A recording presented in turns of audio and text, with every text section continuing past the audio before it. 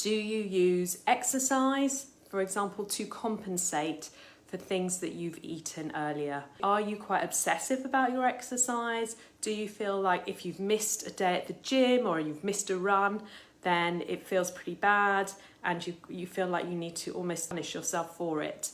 Or perhaps you struggle with exercise in a different way and you have perhaps mobility issues or real lack of motivation. But whatever it is that's going on, for how we can build a happier relationship with movement.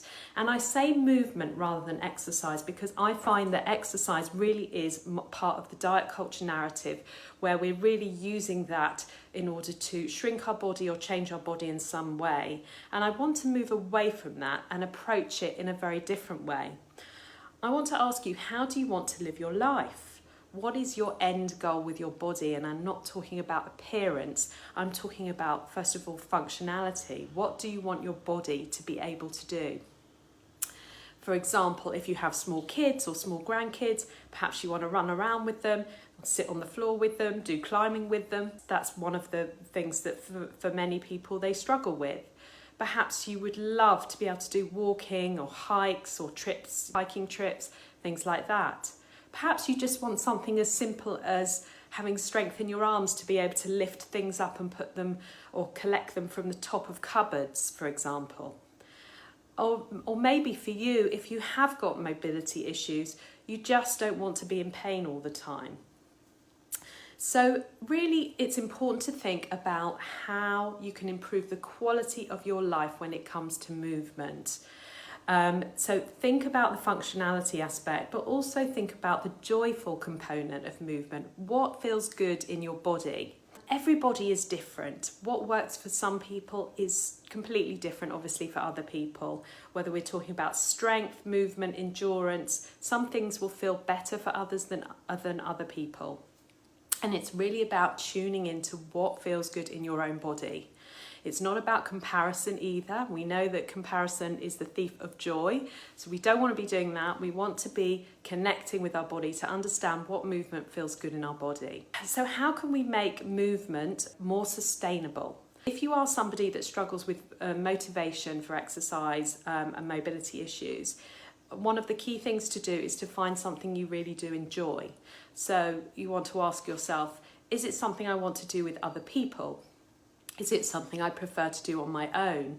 Perhaps you'd like to do something with music because that can uplift you and make it easier to get motivated. Whatever works for you. I know walking is an absolute great place to start because it's something that you can arrange. If you want to meet with friends, you can arrange to meet with friends on a regular basis, and that's a really good place to start. And you can start slowly and move slowly towards your goal. Of course, it doesn't cost you anything either to go for a walk. So it's about thinking about what works for you. Now, if you're not engaged in movement for pleasure, but you are to fit into society standards, there's a few things to think about as well. So you want to really be aware of the thought process that you're having. When you notice you're having the kind of thoughts that is a punishing thought, I should be exercising because I've eaten X, Y, Z, notice that thought and work on switching that mindset. But what would make my body feel good and what would make me feel good? Experiment with different ways to move your body. Thinking nourishing and not punishing when it comes to movement. We really want to think about what would be good for our body to feel nourishing for us. And notice if those old thoughts and behaviours are slipping back in when you're trying new things. So try and instead to really connect with what makes you feel good within your body, bringing that back rather than focusing on old thoughts of compensation or kind of obsessiveness around exercise. Now, everybody is different, as I said. There is no perfection. It's about reconnecting with your body. I certainly am far from a great sort of exerciser. There's certain things that I love doing. I really enjoy walking my dog, so I do that most days. And I really enjoy Pilates. I used to love doing martial arts many years ago and also kind of kickboxing things, but unfortunately I was unable to sort of carry on with that because I have kind of connective tissue issues, and I was told by my doctor to not do that kind of stuff anymore. So I managed to actually find things that really work for me and my body, and I find personally that I really love walking and I really love Pilates, and those are the things that makes my body feel good and is also kind of nourishing for my body. So I've had to think about that quite a lot. I'm not one of these people that goes out on massive runs every day, and everybody is different and everybody knows what works for them, for their mental health as well as their physical health. So it's really about shifting that relationship with movement and shifting the way you think about movement to what's going to work for you and reconnecting with your body.